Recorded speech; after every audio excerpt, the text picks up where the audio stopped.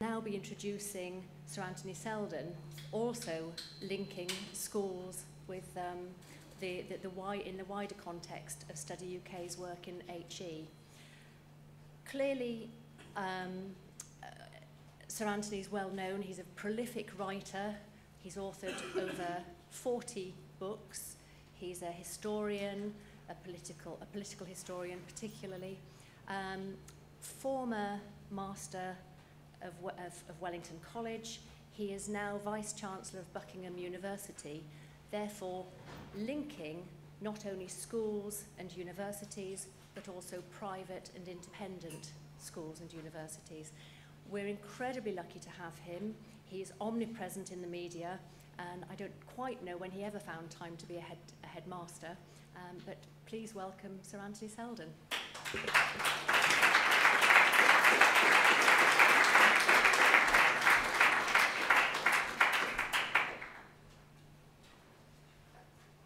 Well, it's, can you hear that all right? Is that all right? Hey, wow, I can see you all now. And it's so nice to be here. And let's just, because it's the session after lunch, let's just get things going a bit by finding a partner in front of you or behind you and just chat to them about something great that's happened to you in the last week. On you go. And put your hand up if you don't have a partner. Put your hand up. If you don't have anybody, put your hand up.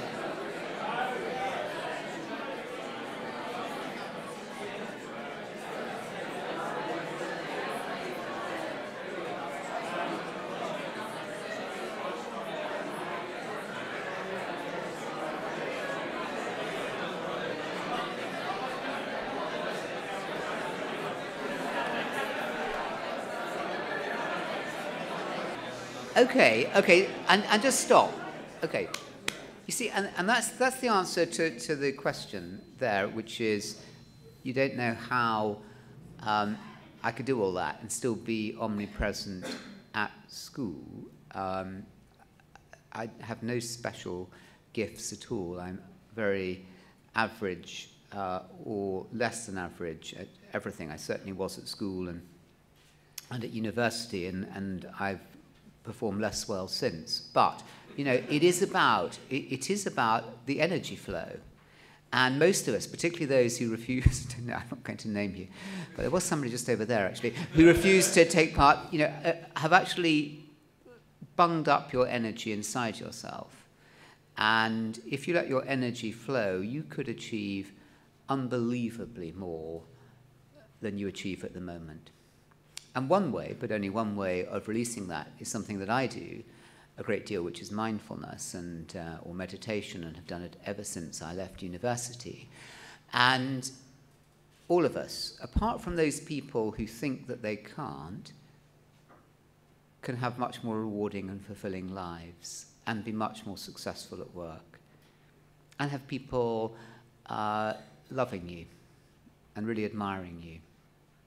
Talked to somebody yesterday who about happiness, and she was a journalist, and she said, you know, I hated my head, and she was a well-known head, this woman, of a single-sex school state, but it was all about fear and disapproval, and everyone around her was afraid, and that's not good enough, because those people at that school for the rest of their lives will have been that much less unlocked than they would have been if they'd had a free spirit there who would give them permission to be themselves. So I think it's very important, and it's really germane to this whole topic here, because we have a profoundly constipated education system. Has anyone had constipation here? Hands up. No, that wasn't a serious question. No, honestly, tell me about it later. I'd really like to hear. No, honestly, I would. Seriously. We have a really constipated, gummed up education system full of prissy egos and sectoral egos that think that they don't know how to talk to each other. And it's so interesting coming across and now running HE and mixing with Vice-Chancellors who are remarkable people and often, I'm sure, wonderful too. But collectively, there is a sense that there's higher and then there's further somewhere, probably further out, but we're the higher, and then there are schools. And I ran something called the Sunday Times Festival of Education, which was at Wellington, and it attracts thousands and thousands of people. And it's every summer, it's great. And 350 speakers last year, including Carol Dweck and Ken Robinson, who are about as important in terms of unblocking people as anyone could get. I spoke to a university minister. I wouldn't want to embarrass David Willits by naming him. And he about why more universities didn't want to come to this. And he said, well, he sort of shuffled a bit and said, universities not entirely comfortable relating to schools. So I said, I said, don't some of their customers come from schools? But it's true. At UUK, Universities UK, meeting for Vice-Chancellors last month, which was a great meeting, great event, very pleased to be there, we were talking about teaching, and I was saying, talking about universities learning from teachers. And somebody said, a Vice-Chancellor said, this is so interesting, he said, they're not really the same, are they? I said, what? Schools and universities. And this is what they then said. They then said, they're not really the same, are they? Not really the same. Why? Because we're higher. We're better, and we're different. Which of course is nonsense, and dangerously naive and simplistic to think so. So I'm going to be talking today about a very mundane topic which will change the world when it's applied, which is about schools and universities working closely together as opposed to working in silos. I think that there are three main reasons for this, that education is a continuous process from the moment we're born, and actually before we're born too, till the moment we die, and maybe even after death, but I've got no direct experience of that, so I can't talk from personal experience. But, it's certainly through nursery, through primary, through secondary and tertiary. It is a continuous process. And to say and believe that there is this artificial distinction between secondary and higher isn't helpful. There are very similar approaches and problems and processes that apply to both, and that I think both would learn much more from studying and learning from each other. I find schools much more willing to learn about universities. Well, you can say, well, of course, because that's, they need to understand the university market, because that's what they're all about. And a large part of schools are about getting people into the best possible universities, whatever a best university might be. And therefore, it's much more natural for them than for universities who, after all, their minds are on higher things, and whatever their minds are on, they're higher, because this is higher education. So I think that this is wholly detrimental, this apartheid that exists between schools and universities, wholly detrimental to students, wholly detrimental who confused, and who would benefit so much more if universities had a more open-minded attitude. Of course, there are some university departments, I'd love to say some whole universities, and there's certainly a lot of individual tutors, academics who are very, very fascinated by what happens in schools. Maybe they're in education departments, maybe they have children at schools themselves and are very interested by the whole process and see it through a new light through being academics themselves. Maybe even some of those academics were once children themselves and went to school. I mean, it's hard to say. And do we have conclusive evidence anyway? But there they are. For these reasons, I think that they should. So I'm going to give you 3 areas now, and then let's just take questions on anything. 3 areas where there is a lot of learning that could take place. But by the way, I also think that it is very detrimental to society and is very detrimental to the economy. I'll explain why. First of all, I think holistic learning. UUK says that the job of universities is the intellect. We're not therapy or pastoral institutions. Don't you wince at that?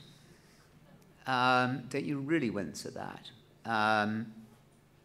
The intellect does not exist aside from the body and the emotions.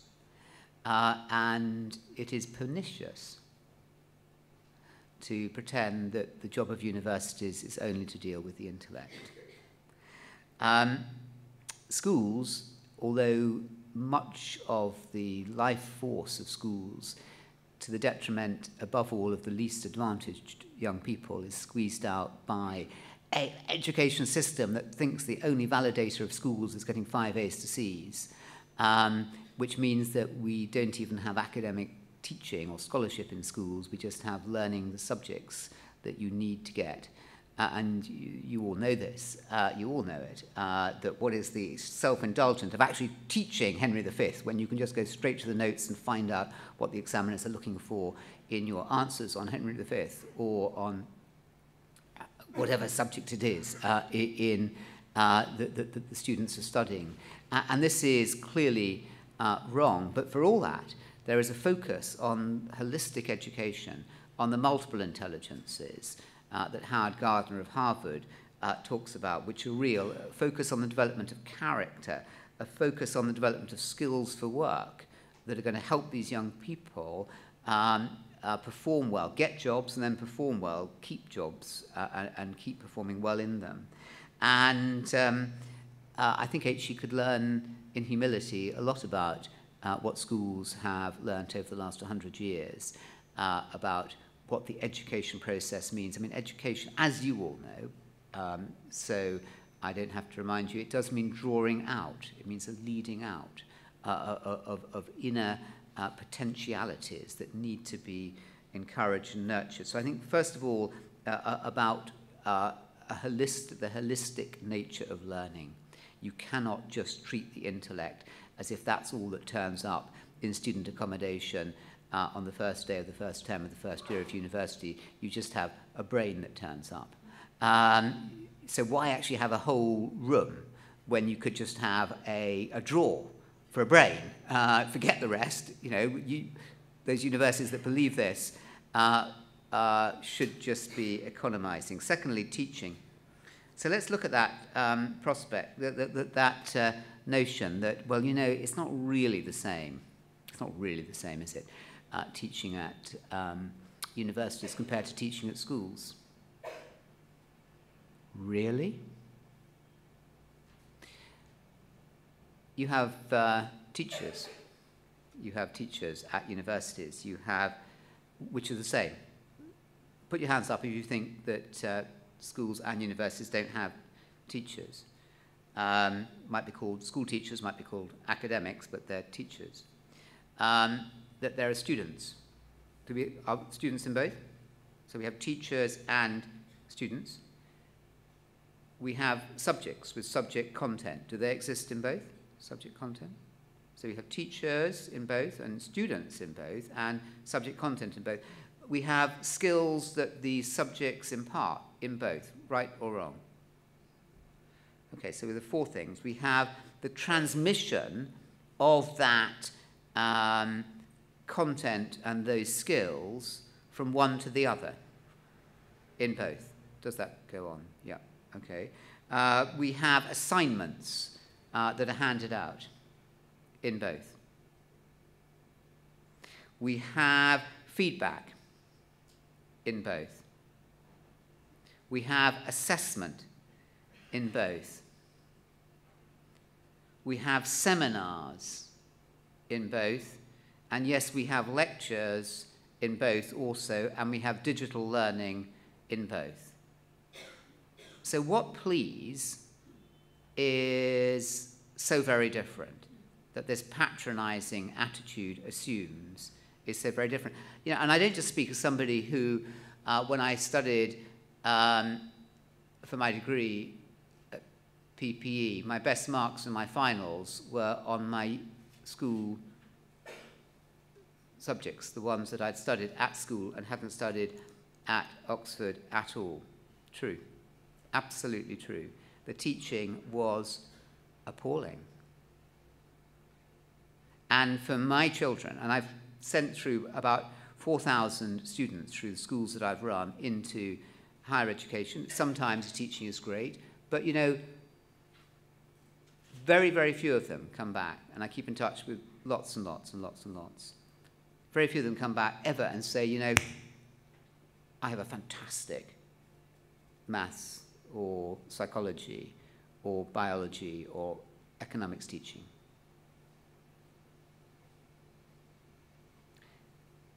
I got so blasted. I got absolutely wasted. You know, and for my own children, the middle one who went to a university I won't name because I think it's totally shameful, she was studying philosophy, and she asked in her first year her supervisor, her tutor, for help. And she said, well, Susie, I can't tell you, can't give you that help. I'm sorry, I really would like to. But it would deprivilege the other students who are not gaining the advice that I'm telling you. And she thought, you really are a prat, aren't you? And I'll tell you what, her parents thought the same. And what that did to her was it meant that she never again trusted the teachers she had. So, you know, let's look at teaching in schools. What happens? You've got initial teacher training. You have continuous professional development. You have inspection regimes. You have constant appraisals, constant observation, a whole plethora of ways to ensure that the quality of teaching is as excellent as it can be. And thirdly, and most shamefully, and if there are any press here, you can't talk about this because I'm doing a release on it tomorrow, which is pastoral care, and the abrogation of responsibility by universities for the pastoral care of students is shocking and is resulting in much misery and some loss of life and has to change. And so what could schools, so I've talked about holistic education, I've talked about teaching, and what universities could learn from schools about what teaching is actually about. Hey, you know, teaching is not automatic. Just because you're terribly brainy and got a super duper first and a super duper doctorate doesn't mean that you know anything about teaching. In my experience, those to learn how to teach, you need to learn about humility and how to listen and how to understand your students and see them.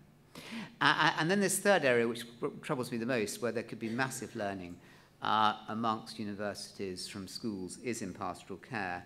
And so how do schools do it? Well, they break young people, as you'll know, down into units, so year groups commonly, and sometimes houses. Year groups are lateral, houses are horizontal. Some schools have a tartan system with both some state and independent, with both horizontal and tartan.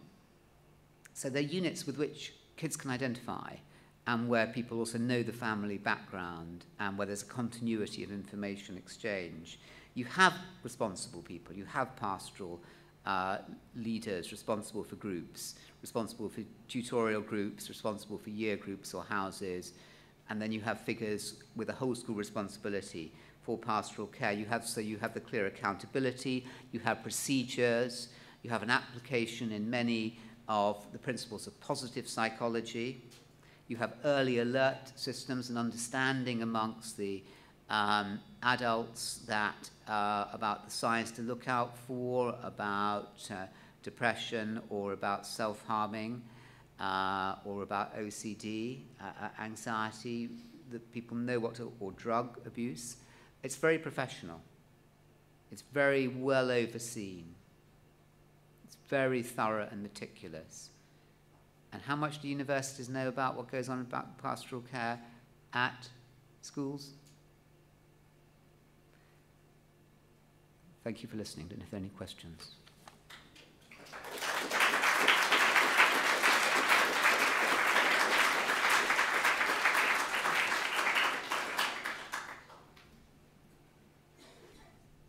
Do ask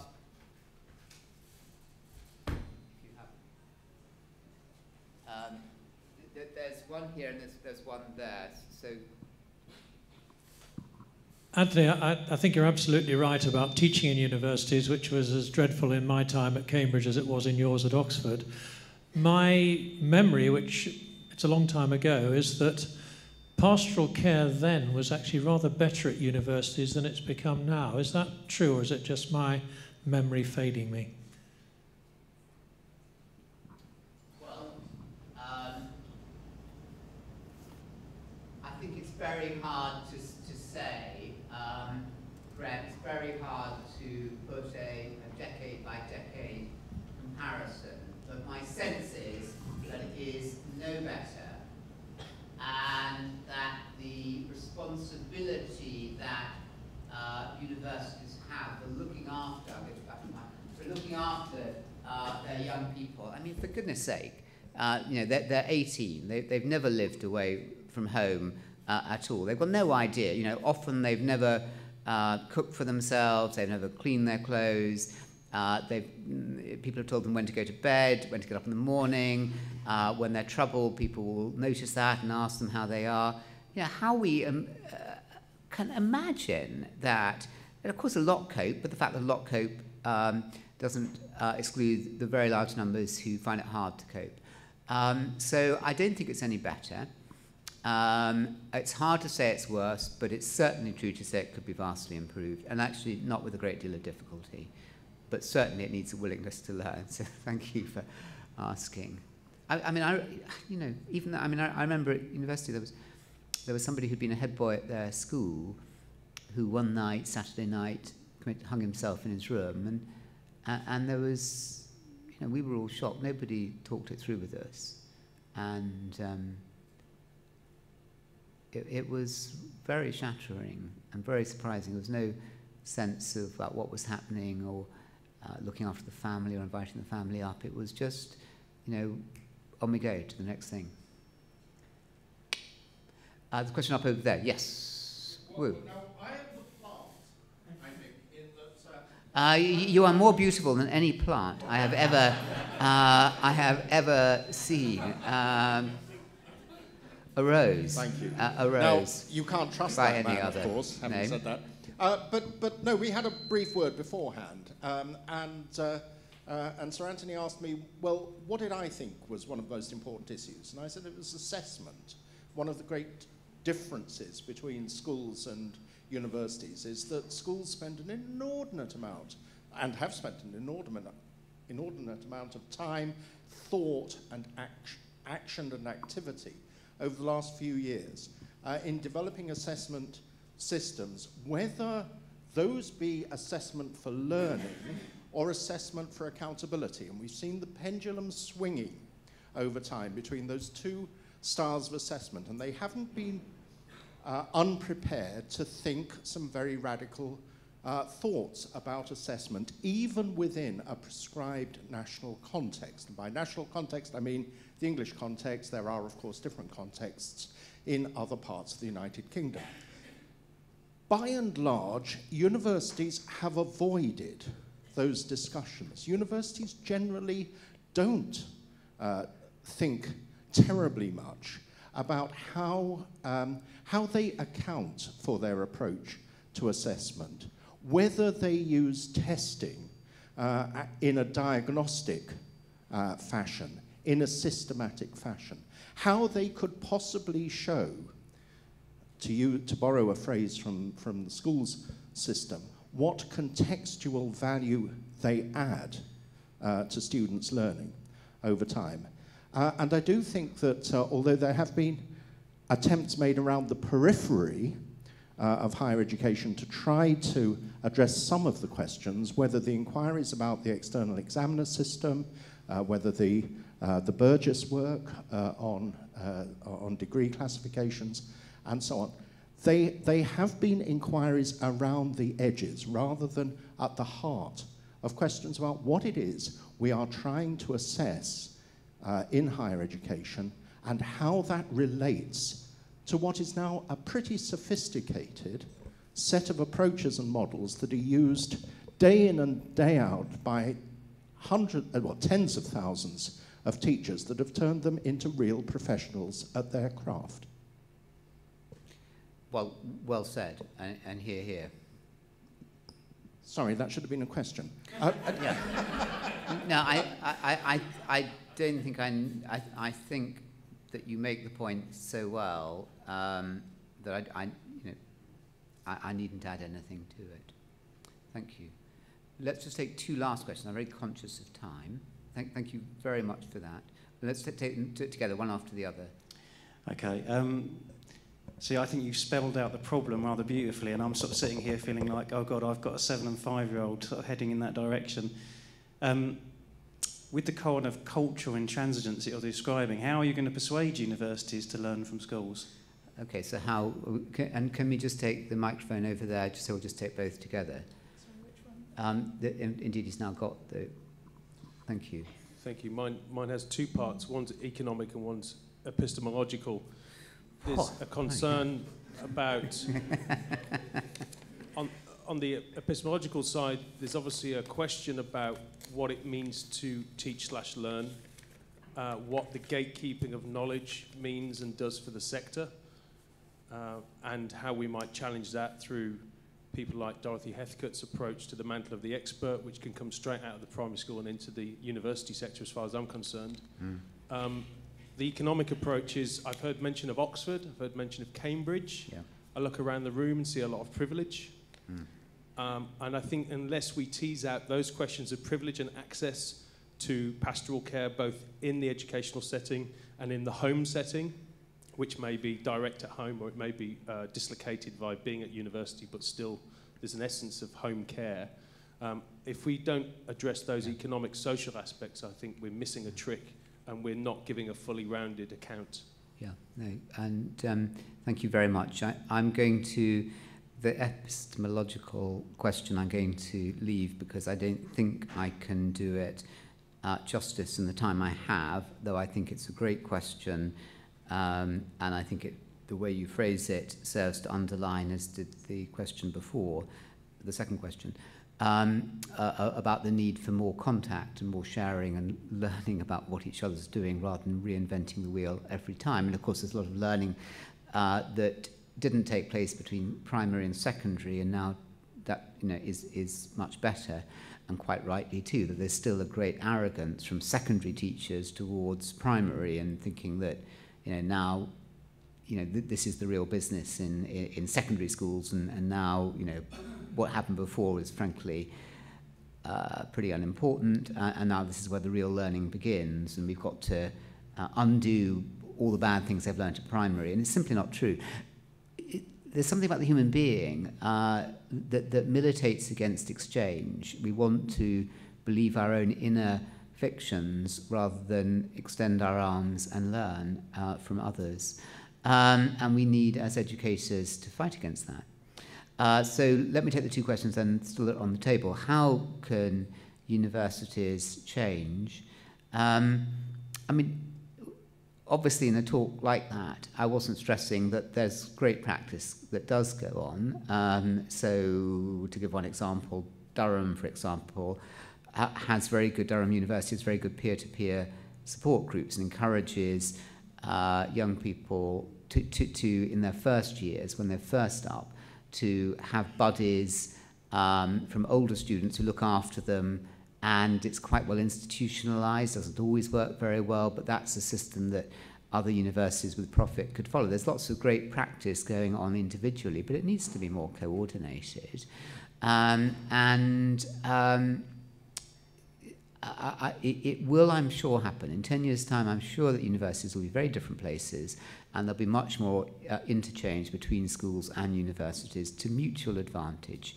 And the loss will be next to nothing. So it's a great welfare gain for the country, for those involved in education, for the students, for the economy. Everyone has much to gain from exchange. All they are at risk of losing is their own preconceived notions, which deserve to be smashed on the rocks. And then the question there about privilege, which is absolutely key. I mean, it is, there are state boarding schools, which are excellent, but they're not nearly as many proportionately to state schools as there are boarding schools in the independent sector. And it is a great advantage because those young people are very well looked after, and they are often taught to how to look after themselves when they get up to university. We will never properly grapple with issues of social justice and injustice and immobility until we start seeing education as much more than a purely quantitative process getting results, which is all those who are charged with looking after this, with some honourable exceptions, tend to concentrate on. So, for example, the more we could teach those from less advantaged backgrounds the social skills that are taught in more affluent schools and the independent sector, they're more likely to get jobs, retain jobs, more likely to be able to cope well in life because they've learned about grit and resilience. So there needs to be a more generous understanding about what the whole education process is about, and a willingness to learn from the very best practitioners.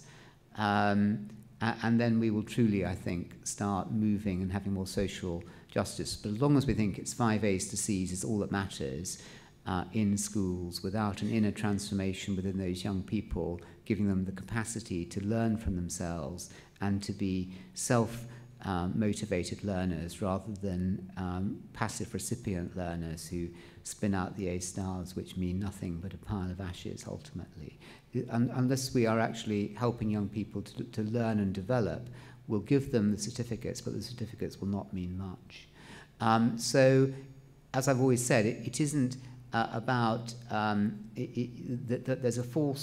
there's a terrible false dichotomy that educators have in government in particular, that if we don't have a focus on exam results and inspection regimes, then the rest is all psychobabble, and we'll be back to the child-centered nonsense of the 60s and 70s and 80s. It's got to be Prussian-style central regime, fear-tested, rigorous leadership.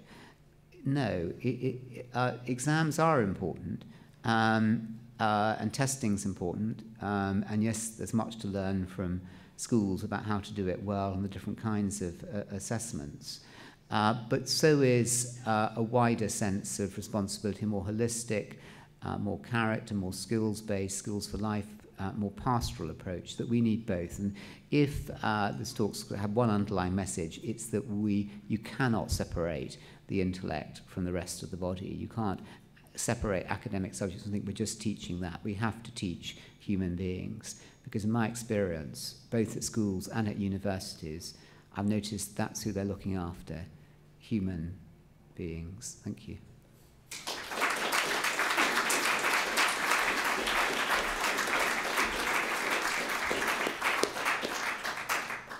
Thank you ever so much, Anthony. I think, contrary to his characteristic modesty, it's very rare to find a speaker with such a talent for both being both thought-provoking and entertaining at once. So thank you again. Next up, we have a choice again, one of those infernal choices. you can either stay here and learn about online learning. We have what I sort of also modestly described as digital pioneers in attendance, Justin Spooner and James Taylor, telling you about their experiences of teaching and marketing online courses. And as an alternative, upstairs in the Cambridge Suite we have Dr. Neil Kemp, OBE, who again has a very modestly titled session, International Education Marketing, what works and what might not. But I think what Neil doesn't know about international marketing of education, particularly higher education, probably isn't worth knowing. He's particularly well versed in the markets of Asia, and you may need to give him a couple of minutes to get upstairs and prepare, but those are two choices ahead of you now. And thank you again to Sir Anthony.